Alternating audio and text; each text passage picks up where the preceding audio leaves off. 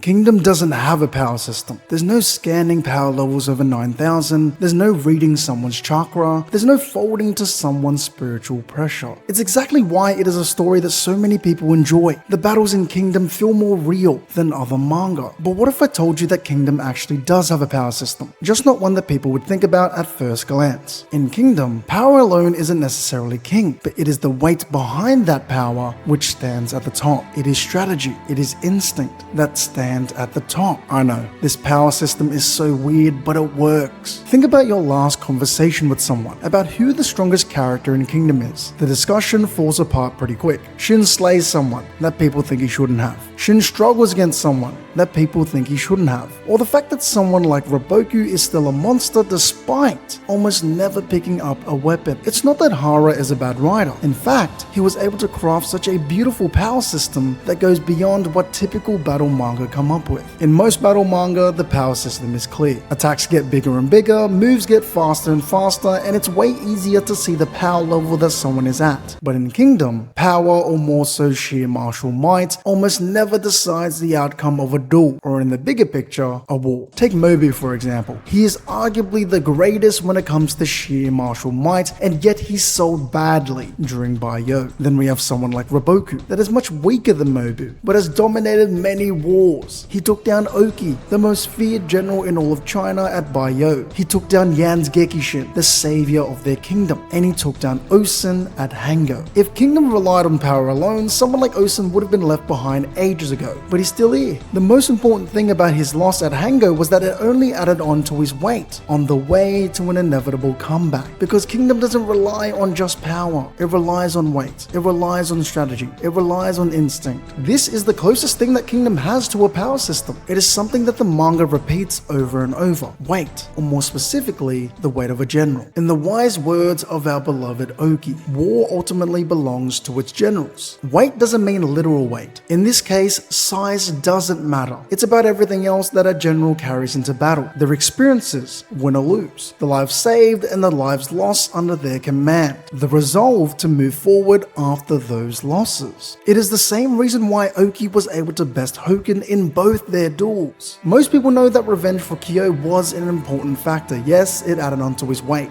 but it doesn't stop with this loss. Most people overlook the fact that Oki also had the resolve to move forward. Oki was not El Shi, who had nothing but vengeance on his mind. After taking down Hoken, he had already resolved to aim for all of China, with Sei as a king worthy of serving under. It is weight that allows Shin to hold his own against or even defeat monsters way earlier than he should. He's not stronger than them, he carries greater weight. Take Rinko for example. There are people that believe that Shin defeated him too early, but their clashing ideologies explained it perfectly. Submitting to destiny versus controlling one's own fate. Rinko's weight was a result of love from the heavens. If he was meant to win, he'd win. While to Shin, everything is intentional. He recognizes that every death and every encounter adds on to his weight. Like Oki, he consciously resolves to move forward. The stupidest thing I've ever heard was that Shin defeated Hoken too early. That fight is night and day to understand. Hoken possesses no weight of a general. He is the prime example of sheer martial might, which we know in Kingdom never wins in the end. Geika's arrow was bogus. Though weight is the main foundation of power in Kingdom, there still lies much more nuance. Power can be viewed through the lens of strategy versus instinct. On one hand, there are strategical generals like Roboku and Osen. To these generals, war is like a game of chess. Logic is everything. Knowledge is everything. There's a long-term vision. They already know where resources will likely be allocated and how pieces will be moved. On the other hand, there are instinctual generals like Shin and Hyou. To these generals, war is like a blazing fire. Intuition is everything. Ferocity is everything. It is all about the right moment to strike. No death is pointless, but rather works to constantly fan the flame that is the battlefield. Take Hyou versus Roboku for example. Roboku during the coalition invasion through strategy alone was able to send the southern army into what should have been eventual annihilation. Every bit of resources, the precise positions that he needed his soldiers to be in. Everything was accounted for, down to the possibility of somehow encountering Jukyo that shouldn't have noticed this surprise attack prepared from day one, yet he did.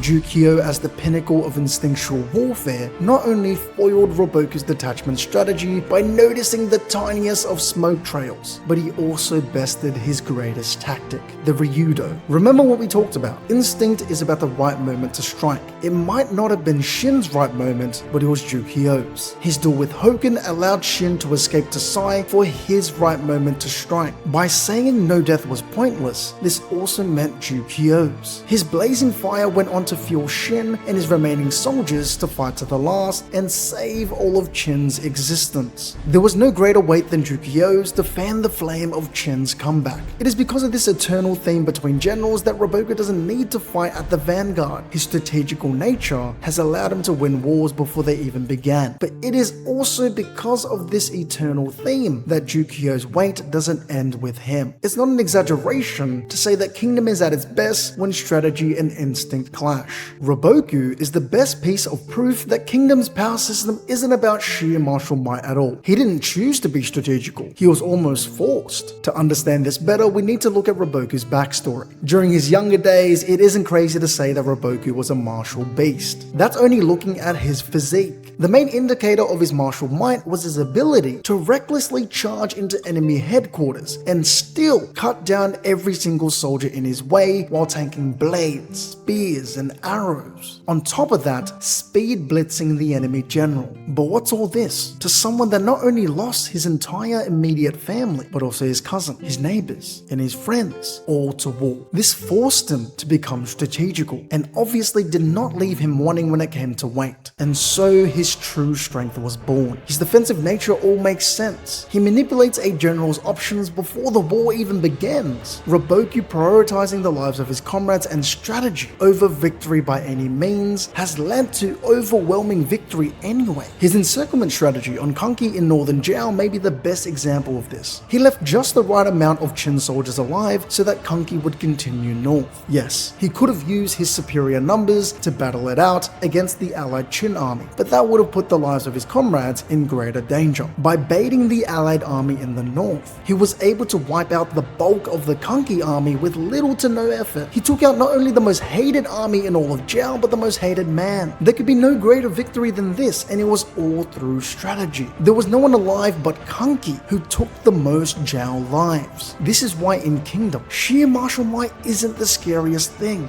Weight is scary. Strategy is scary. Instinct is scary. It is because of weight as the cursed energy, and strategy and instinct as the cursed techniques, that Kingdom is able to overcome the age-old issue of the typical power creep. This is why characters in Kingdom don't become irrelevant after they're gone. Deaths actually matter, because deaths in Kingdom carry weight. Beto, someone that should definitely be irrelevant, isn't. Hyou isn't irrelevant. Jukyo isn't irrelevant. Their weight doesn't die with them. It carries on to the next person, then the next, and the next. Right now it's Shin, but even after he's gone, someone will carry on his weight. Every battle fought, every war won or lost carries weight. Once we're able to understand that, we realize that Kingdom is less about who wins the war and more about who carries the most weight, because that person with the most weight wins in the end. All in all, maybe Kingdom doesn't have a power system. Some people live, some people die, and the rest has to live with it. It gives them power because it's on to the next, no matter what. That's why Kingdom hits harder than any other manga. If you made it to the end, thank you for tuning in. Let me know who you guys think carries the most weight in Kingdom in the comment section below. Also, it would mean a lot to me if you guys have a like, share this video with a friend, and subscribe for more videos like this.